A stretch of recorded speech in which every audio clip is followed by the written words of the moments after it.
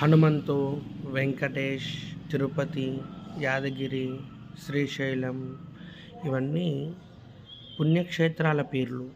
అయినా చాలామంది పెట్టుకుంటారు. ఎందుకంటే ఆ భగవంతుని యొక్క ఆ పేర్లు పెట్టుకోవడం వల్ల కూడా దేవుడి నామస్మరణ జరుగుతుందని చెప్పేసి చాలామంది నమ్ముతారు.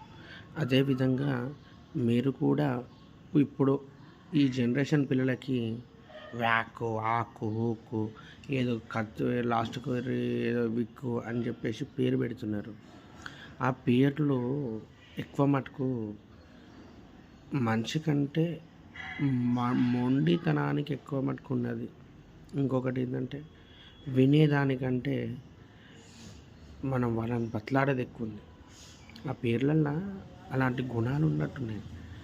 అందుకే దయచేసి ఆలోచించి పేర్లు పాతవే బాగున్నాయి. ఆ పేర్లు పెట్టడం వల్ల దైవనామ స్మరణ కూడా జరుగుతుంది. కొత్త పేర్లకు లేదంటలేను కానీ కొంచెం ఎంతైనా ఆలోచించండి.